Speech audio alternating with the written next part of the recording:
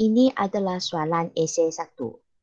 Jelaskan motif permintaan wang. Okey, kalau kita kata permintaan wang, kalau bahasa Inggeris permintaan itu adalah demand.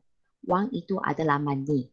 Okey, jadi dia akan jadi money, demand, MD. Okey, dan dia tanya, motif permintaan wang. Motif itu berkaitan dengan tujuan lah. Jelaskan motif permintaan wang berikut berdasarkan pandangan Keynes. Okey, jadi untuk maklumat pelajar, sebenarnya kalau berkaitan dengan permintaan wang dekat sini, kita sebenarnya ada 3 motif untuk minta wang. Okey, jadi sekarang untuk yang pertama dia pun sudah beritahu, permintaan wang untuk tujuan urus niaga. Dan selain daripada itu, kita ada permintaan wang untuk tujuan spekulasi. Okey, urus niaga ini adalah yang pertama dan spekulasi ini adalah yang ketiga. Sekarang saya tanya, ada satu lagi permintaan wang adalah untuk tujuan apa ya? Permintaan wang untuk awasan. Yes, good. Okey. Lagi satu adalah untuk tujuan awasan. Okey, ingatlah kita ada 3 ya, tadi saya sudah beritahu. Yang pertama itu urus niaga, yang kedua itu adalah awasan dan yang ketiga itu adalah spekulasi. Okey, sekarang kita akan bincang dengan lebih lanjut sikit berkaitan dengan ketiga-tiga ini yang kita bincang dulu. Sekarang saya nak fokus pasal urus niaga dulu yang ini. Okey, ini yang pertama punya yang ini. Okey, yang pertama, urus niaga. Bahasa Inggeris panggil apa ya? Business. Business. Okey. Selain daripada business, ada yang lain ke? Transaction. Yes, transaction ya. Okey, jadi transaction kita mula dengan T kan. Jadi kalau saya sebut permintaan wang untuk tujuan urus niaga ini, simbol yang saya pakai, saya guna DT. Okey, permintaan wang untuk tujuan urus niaga. T stand for transaction. Okey, sekarang kita sambung untuk yang kedua pula. Yang ini kan, saya kata awasan kan. Awasan punya bahasa English. Apa dia? Precautionary. Yes, precautionary ataupun precaution. Precaution, kita mula dengan P kan. Jadi yang ini adalah permintaan wang untuk tujuan awasan DP. Okey, precaution lah.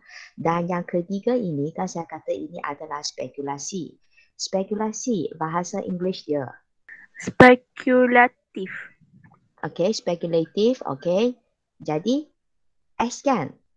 That's why dia akan jadi DS. Okey, dengan reti kata lain, kalau katakan sekarang saya nak cari money demand kan, permintaan wang, dia sebenarnya adalah terdiri daripada DT, DP dan juga DS. Maksudnya nanti saya akan pakai simbol-simbol ini sahaja. Anda kena tahulah DT apa maksud, S apa maksud, P apa maksud.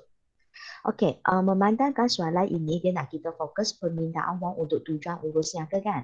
Jadi sekarang Miss akan bincang ikut kehendak soalan dia dulu dan apa yang kita perlu bincang pasal tujuan urus niaga ini kalau nak jawab soalan. Sebab dia minta anda apa? Jelaskan motif berikut. Maksudnya dia nak anda jelaskan DT inilah. Okey, kalau katakan kita nak jelaskan seperti biasa, yang pertama, kita mesti beritahu pasal definisi dia dulu. Okey, ini merupakan apa yang Miss akan tanya nantilah. Untuk definisi bagi permintaan wang untuk tujuan urus niaga. Apa benda itu?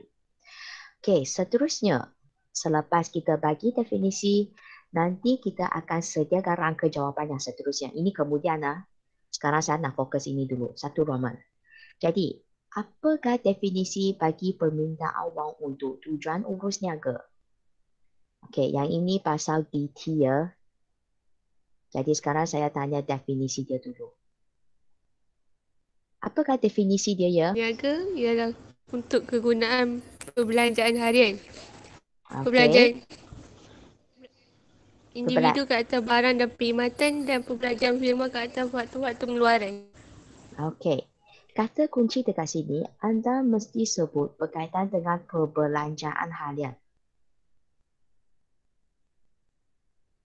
Okey, dan definisi yang tadi diberi itu, dia spesifik lagi, dia pecah kepada 2. ada individu. Individu itu maksudnya isi rumah lah. Okey, dan selain daripada itu juga ada firma. Maksudnya segala perbelanjaan yang dilakukan oleh unit ekonomi itu sebenarnya adalah urus niaga. Contoh, anda membeli apa? Barang perkhidmatan kan? Perbelanjaan isi rumah itu, perbelanjaan penggunaan, itulah sebenarnya urus niaga. Okey, jadi itu adalah definisi dia. Okey, seterusnya yang kedua itu, apa yang saya nak kaji? Okey, saya nak anda beritahu saya, dia sebenarnya adalah dipengaruhi oleh apa?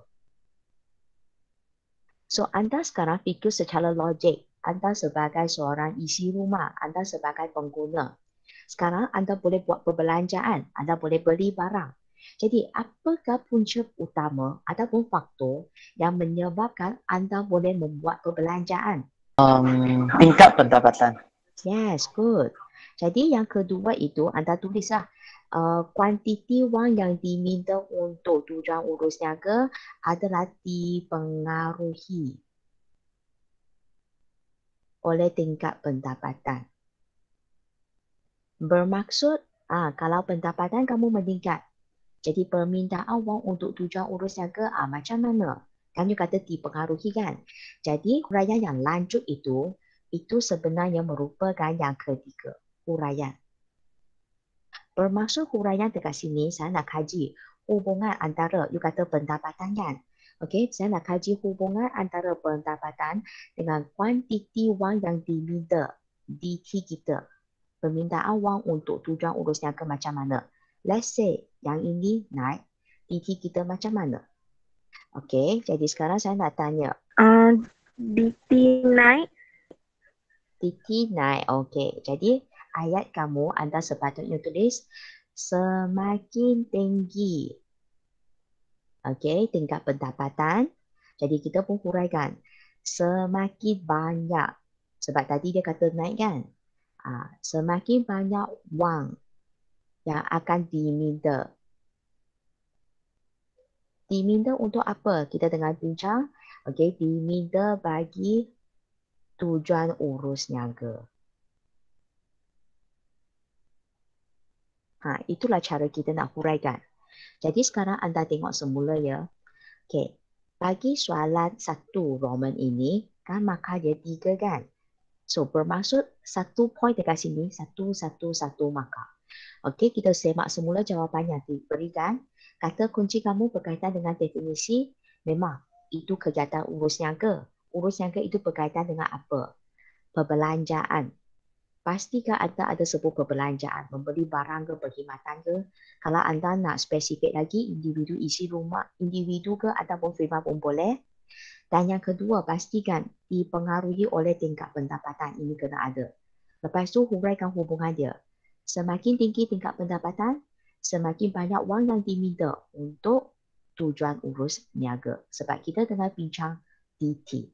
Sekiranya anda dapat huraikan sedemikian, maka penuh. Okey? Okey, kita sambung ya. Kita sambung untuk cerita 2 Roman dulu ya. Okey, nanti baru Lamis buat tambahan sikit. Okey, permintaan wang untuk tujuan spekulasi. Sama, saya akan tanya definisi, saya akan tanya dia dipengaruhi oleh apa. Dan dipengaruhi oleh itu, adakah kali ini juga Y? Kalau ya, bagi tahu hubungan dia. Kalau bukan, apa benda ini? Dan bagi tahu hubungan dia. Okey? So, sekarang saya akan tanya dari segi definisi dulu. 2 Roman. Kita tengah bincang DS. So, sekarang yang pertama, apakah definisi bagi permintaan wang untuk tujuan spekulasi? Wang diminta untuk tujuan membeli aset kewangan seperti bond dan saham semasa harganya rendah dan menjualnya semasa harga tinggi untuk memperoleh keuntungan pada suatu masa depan. Yes, good. Membeli aset kewangan, okey. Dan itu sebenarnya tujuan dia adalah untuk mendapat keuntungan modal. Tambah lagi satu lah, tadi ada sebut dia membeli aset kewangan. Okey, aset kewangan yang anda beli itu sebenarnya seperti apa? Bagi tahu contoh. Misalnya kita kata jual beli bond. Kenapa nak jual beli bond? Sebab nak dapat keuntungan. Jadi itulah kata kunci yang kena ada. Okey. Sebenarnya tak semestinya bond sahajalah. Kalau nak sebut pasal saham pun boleh. Kalau katakan selama ini kalau anda sebut beli bond, beli saham, anda kata itu pelaburan kan? Sekarang nak beritahu kalau dari segi ekonomi, teori yang kita belajar kan, pelaburan itu sebenarnya adalah merujuk pembelian aset tetap ataupun kita kata beli, contoh membina kilang ke, itu pelaburan. Ataupun kita kata beli bahan mentah ke, itu pelaburan. Kalau yang nak beli saham ke bond, itu sebenarnya adalah spekulasi. Jadi bezakan kedua-dua ini. Okey, jadi itu definisi dia. Ingat, beli bond saham tujuan dia untuk dapat keuntungan. Yang kedua, yang kita nak fokus adalah dipengaruhi oleh apa? Kadar bunga. Yes. Jadi nanti kita pun beritahu satu ayat yang lengkap. Kita beritahu bahawa kuantiti wang yang diminta untuk tujuan spekulasi ini dia adalah dipengaruhi ataupun bergantung kepada kadar bunga. Okey, dan untuk maklumat pelajar, kadar bunga simbol dia kita boleh tulis R kecil ataupun I kecil. Okey, sebab interest rate. Saya ulang, interest rate. I itu interest lah. Rate itu adalah kadar lah. Jadi anda boleh pilih mana-mana satu. Okey? Okey, yang seterusnya. Kita akan kaji dari segi huraian. Huraian bermaksud kali ini, dia bukan lagi hubungan Y dengan DT dah. Dia adalah hubungan antara kadar bunga dengan permintaan wang untuk tujuan spekulasi. Huraian dia lebih kurang sama dengan ini. Jadi sekarang, sila beritahu saya huraian anda akan jadi macam mana? Semakin tinggi kadar bunga, semakin kurang wang yang diminta untuk tujuan spekulasi. Yes, good. Okay, itulah dia lah. Jadi anda nanti tulis semula. Okay, semakin tinggi kadar bunga. Okay, jadi semakin kurang ataupun semakin rendah pun boleh. Okay, kuantiti wang yang diminta. Okay, lepas tu bagi tahu. Ini berkaitan dengan tujuan apa? Spekulasi. Okay, dan dekat sini kita dapati bahawa hubungan dia adalah songsang. Sebab satu naik, semakin rendah. Rendah itu maksudnya turun lah. Satu naik, satu turun. Okey, kalau berkaitan dengan tadi punya, tadi bukannya, tadi yang ini positif. Yang ini hubungan songsang. Okey, kalau katakan kita nak jawab soalan ini saja, selesailah perbincangan kita. Okey, tetapi sekarang Miss nak buat tambahan sikit lagi. Okey, kita nak tengok yang berkaitan dengan tujuan awasan. Ini soalan tambahan. Okey. Untuk awasan pun sama, saya nak tengok macam ini juga. Saya nak tengok dari segi definisi dia dulu. Okey, sila beritahu saya berkaitan dengan definisi bagi tujuan awasan, precaution. Untuk membiayai perbelanjaan di luar jangkaan. Yes, kata kuncinya. Dia juga adalah perbelanjaan. Tetapi anda kena ingat, itu adalah di luar jangkaan punya. Kalau saya kata itu di luar jangkaan, bermaksud dia adalah lebih merujuk kepada kecemasan. Emergency lah. Okay, itulah sebab kita kata dia adalah awasan precaution punya. Juga sama yang kedua kita tengok apa? Dia dipengaruhi oleh apa? Jadi sekarang, permintaan wang untuk tujuan awasan ini dia adalah dipengaruhi oleh apa ya? Pendapatan. Yes, beritahu bahawa dia adalah dipengaruhi oleh tingkat pendapatan. Yang ketiga pun sama, buat ayat juga, hubungan antara pendapatan dengan permintaan wang untuk tujuan awasan. Jadi sila bina ayat dia, kalau saya nak pendapatan turun. Okey, semakin turun pendapatan, semakin kurang wang yang dipegang untuk tujuan awasan. Yes. Okay. Kalau boleh guna perkataan diminta lah sebab ini adalah di. Jadi anda huraikan.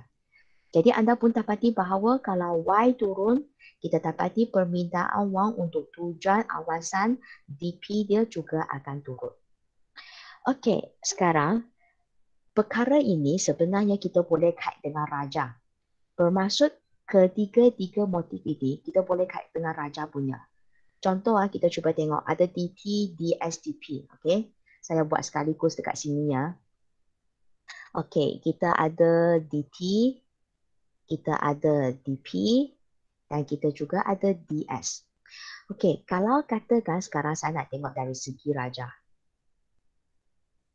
Okey, for your information, paksi X dekat sini adalah QM. QM stand for quantity of money, iaitu kuantiti wang. Dekat sini, tadi kita kata DT dipengaruhi oleh pendapatan kan? Jadi ini adalah Y. Okey, dan anda beritahu saya semakin tinggi pendapatan, kuantiti wang yang diminta semakin meningkat kan? Jadi dia adalah hubungan positif punya, DT. Jadi kalau anda nak huraikan, anda pun dapat tunjukkan yang ini. Okey, cuba tengok ya. Y kosong, yang ini QM kosong. Kalau katakan Y meningkat, kuantiti wang yang diminta untuk tujuan urus niaga, tengok dia juga akan meningkat. Okey, dengan huraian saya kalau berdasarkan raja, kalau pendapatan meningkat daripada Y kosong ke Y1, tengok paksi ini. Kuantiti wang untuk tujuan urus niaga akan meningkat dari QM kosong ke QM1. Okey, ulang ayat saya. Apabila tingkat pendapatan bertambah Dari Y0 ke Y1, kuantiti wang kuantiti wang juga akan bertambah daripada QM0 ke QM1. Okey, cuma dekat sini anda kena sebut kuantiti wang untuk tujuan urus niaga. Kena sebut yang ini juga. Okey ya. Okey, Miss. Itulah adalah lakaran raja bagi DT. Dan sekarang kita tengok DP ya. Juga sama, kita sediakan paksi SY. Okey. Yang ini masih QM. Jadi sekarang, tadi yang kita fokus itu, kita kata dia adalah dipengaruhi oleh apa ya? Tingkat pendapatan. Jadi paksi Y ini kita kena labelkan apa? Y. Yes, Y ya. Sebab sekarang kita tengah tengok hubungan antara tingkat pendapatan dengan kuantiti wang dia. Juga kata dia secara langsung kan hubungan dia. Jadi kali ini anda labelkan DP. Okey, cuba tengok buat dotted line. Okey, katakan kali ini saya nak tengok sini Y kosong, sini Y1. Y dia sudah turun. Ini QM kosong, ini QM1. Jadi sekarang macam mana saya nak huraikan raja ini? Apabila pendapatan meningkat dari... Sini menurun. Apabila pendapatan menurun dari Y0 ke Y1, kuantiti wang kuantiti wang untuk tujuan awasan menurun dari QM0 ke QM1. Yes, very good. Itulah dia. Okey, sekarang kita tengok tentang DS pula. Ada paksi Y, paksi X. Juga sama, yang ini adalah QM. Tadi yang kita kaji, kita kata dia dipengaruhi oleh apa ya? Kadar bunga. Okey, jadi sini akan label? I. I, yes. Anda boleh pilih sama ada guna I kecil ataupun kalau pelajar nak guna R kecil pun boleh. Pilih salah satu. Dan kalau anda tengok semula hubungan tadi, satu naik, satu turun kan? Bermaksud kalau R naik, kita punya kuantiti wang akan turun. Jadi, hubungan songsang. Jadi sekarang Miss nak tanya, apakah bentuk kelok yang saya perlu tunjukkan? Mencurun ke mana tu? Mencurun ke bawah dari kiri ke kanan. Okey, yes. Kita akan tunjuk mencurun ke bawah dari kiri ke kanan. Okey, untuk maklumat pelajar, apabila kita nak sediakan kelok DS itu, pastikan dia adalah mula pada paksi sini. Dia akan sentuh ataupun rapat dengan dia. Inilah dia. Sentuh ataupun menghampiri paksi sini. Dan jangan lupa labelkan DS. Okey, kita cuba tengok huraian raja dia. Okay, katakan saya pakai R kecil dekat sini lah.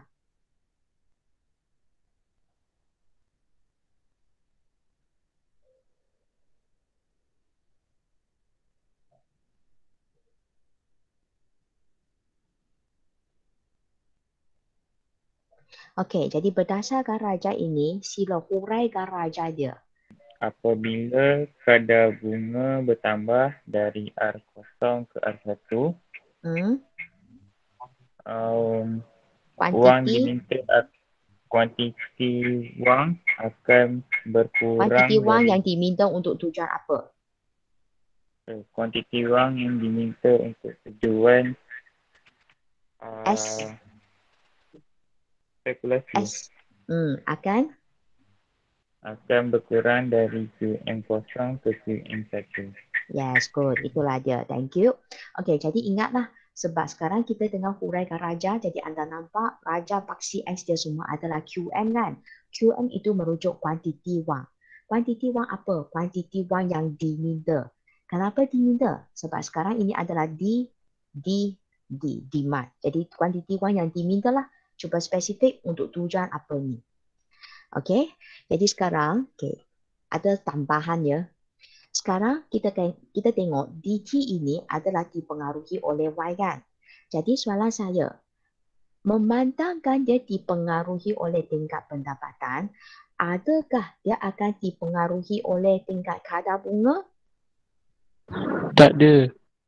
Tidak. Okey, kalau katakan saya sediakan kalau katakan raja yang saya sediakan sini QM, sini katakan adalah R ataupun I ya.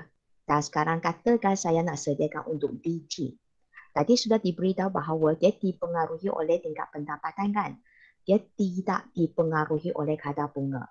Kalau saya insist nak sediakan DT juga, bentuk dia akan jadi macam ini. DT. Kenapa daripada raja ini kita kata tidak dipengaruhi? Anda cuba tengok. Katakan kadar bunga meningkat dari R0 ke R1. You tengok kuantiti wang kita untuk tujuan urus niaga adalah kekal punya. Okay. So selain daripada DT, cuba tengok yang ini. Tadi kita sudah kata DP untuk tujuan awasan ini dipengaruhi oleh tingkat pendapatan kan? Sekarang soalan saya, adakah dia dipengaruhi oleh tingkat kadar bunga? Tak, Miss. Tidak. Okey, tidak. Jadi kalau tidak, raja dia pun akan jadi sedemikian juga. Anda boleh tulis DT tadi tukar jadi DP. Sama je. Ataupun kalau anda nak gabungkan dua-dua sekali pun boleh. Anda boleh tulis DT tambah P. Pun okey je. Kenapa saya nak tunjuk ini? Sebab sekarang saya nak tengok sini. Ini kan R kan? Tengok ini kan R kan? Saya nak kaitkan ini dengan ini sekali. Okey, cuba tengok ya. Okey, sekarang saya akan sediakan 3 raja ya.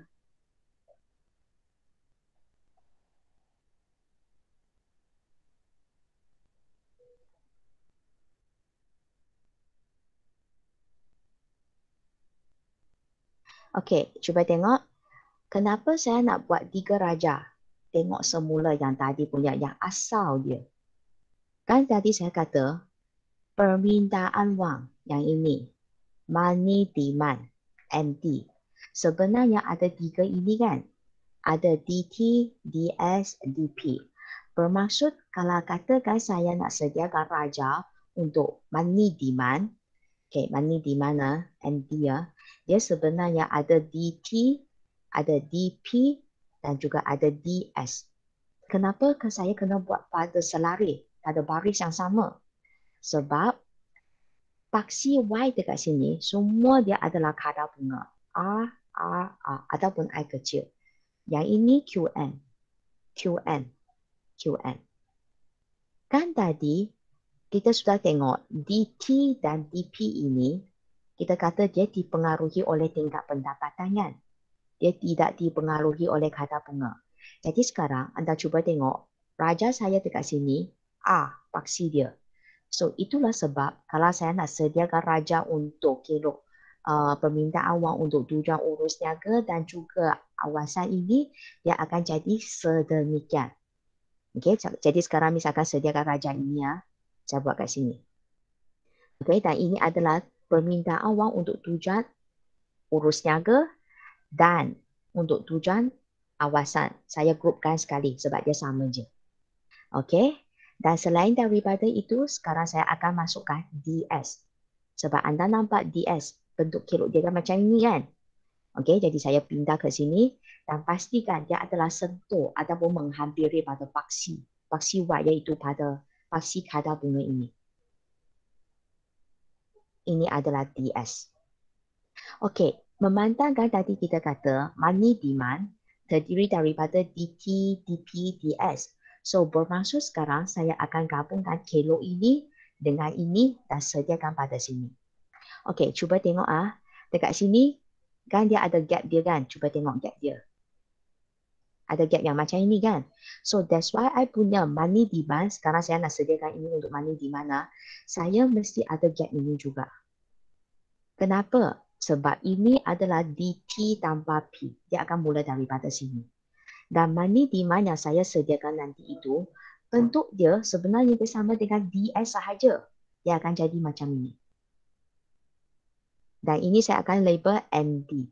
Kalau anda tengok buku rujukan, ada yang tulis DM, ada yang tulis MD, sebenarnya sama je. Tapi Miss galakkan anda tulis MD, which is stand for money demand. Jadi dapatlah terbitkan apa kelok MD ini. Kalau saya nak huraikan, anda cuba tengok kalau katakan sini A kosong. Okey, kuantiti wang dia yang ini, mungkin saya boleh label QM, ini adalah QM kosong. Buat dotted line, sambung lagi. Ini adalah A kosong juga. Yang ini QM1. Panjangkan dotted line itu. Masih sama, ini adalah A kosong. Okay, yang ini akan jadi QM kosong tambah 1. Okey, kalau saya nak huraikan raja ini, dengar macam mana saya nak huraikan. Pada tingkat kadar bunga A kosong, kuantiti wang yang diminta untuk tujuan urus niaga dan awasan adalah QM kosong. Pada tingkat kadar bunga yang sama, iaitu A kosong, kuantiti wang yang diminta untuk tujuan spekulasi adalah QM1. Pada tingkat kadar bunga yang sama, iaitu A kosong, permintaan wang adalah QM0 tambah 1. Kita huraikan berdasarkan raja macam ini saja. Okey, sekarang kita tambah ya. Katakan sekarang saya nak fokus yang ini. A kosong. Ini ini A1 ya. Ini A1. Okey, yang ini adalah QM2. Ini A1 juga. Buat dotted line sambung ke bawah. Ini saya tulis kat sini. QM0 tambah 2. Okey. Jadi sekarang saya nak minta pelajar huraikan raja ini pada tingkat kadar bunga A1. Pada tingkat A1, kuantiti wang yang diminta untuk tujuan urus niaga dan tujuan awasan adalah QM1. Sini kosong. Adalah QM0. Hurai berdasarkan raja ini ya. Okey, sambung. Okay. Pada tingkat kadar bunga yang sama, iaitu R1, kuantiti wang yang diminta untuk tujuan spekulasi adalah QM2. Okay, good. Maka kuantiti wang yang diminta pada tingkat kadar bunga yang sama, A1, yaitu A1, adalah QM0 tambah QM2. Okey, tapi kena sebutlah permintaan wang dia juga. Okey ke? Boleh. Faham. Okey ya. Okey. Jadi yang lain pun samalah, anda kena praktis macam mana nak huraikan raja ini. Jadi sekarang kita cuba buat sikit kesimpulannya. Okey, daripada asal tadi tu, memang kita bincang soalan esei yang berkaitan dengan dua ini sahaja. Kita nak tengok permintaan wang untuk tujuan urus nyangka dan spekulasi. Dan memang Miss pun telah bincanglah melalui definisi dipengaruhi serta huraian dia. Kalau nak jawab soalan ini sahaja, anda sepatutnya perlu sediakan yang ini, okey, definisi dipengaruhi dengan huraian serta yang ini sahaja. DS dia, definisi lepas itu dipengaruhi serta huraian. Sudah mematai dah. Okey, yang seterusnya, yang belakang itu semua adalah tambahan yang Miss bincang dengan anda. Sebab kita tahu bahawa MD dia ada 3. Ada DT, DP dan juga DS. Lepas tu Miss pun telah ajar kamu macam mana kita nak tengok DT, DP, DS punya lakaran rajak. Dia dipengaruhi oleh apa. Dan anda pun sudah beritahu DT, DP ini adalah dipengaruhi oleh tingkat pendapatan. Okey, itulah bentuk kelok dia yang mendapat bahawa kelok dia mencerun ke atas dari kiri ke kanan serta menunjukkan hubungan yang positif. Sebab naik, naik. Turun, turun. Okey, dan memandangkan DT dan DP ini adalah dipengaruhi oleh tingkat pendapatan, bermaksud dia tidak dipengaruhi oleh kadar bunga. Itulah sebab kita dapati bahawa kelok dia adalah bersifat tak ajal sempurna, iaitu secara meningkat. Dan anda boleh dapati bahawa kalau R naik ke ataupun turun pun, okey, QM dia masih sama. Okey, lepas tu kita bincang pasal DS. DS itu kita dapati bahawa dia menunjukkan hubungan yang songsang antara kadar bunga dengan kuantiti wang. Itulah sebab kelok dia adalah mencerun ke bawah dari kiri ke kanan. Dan sekarang kita nak tengok money demand. Kalau money demand kan ada 3 ini kan. Dan itulah sebab kita akan kaji raja ini dengan raja ini supaya kita boleh sediakan money demand ini. Tengok paksi dia. Paksi Y dia semua kita akan labelkan A. DT tambah P. Ada buku rujukan yang asingkan. Dia tambah satu lagi kelok. Satu dia buat DT, satu dia buat DP. Pun boleh, tak ada masalah. Lepas tu ada DS dan barulah kita dapat MD. Walaupun kelok MD dengan DS nampak macam sama, tapi dia sebenarnya ada perbezaan dekat sini. DS memang dia sentuh pada paksi R dekat sini, paksi kadar bunga. Yang money demand punya tengok dia ada gap dekat sini. Kenapa kena ada gap? Gap inilah yang menunjuk DT dan DP. Maksudnya sini adalah DT dan DP, kita tambah DS, barulah terbit kelok permintaan wang. Okey, jadi sekarang sehingga hari ini anda sudah belajar permintaan wang lah, money demand. Nanti kita akan tambah lagi, kita ada money supply. Ada money demand, ada money supply, nantilah wujud keseimbangan.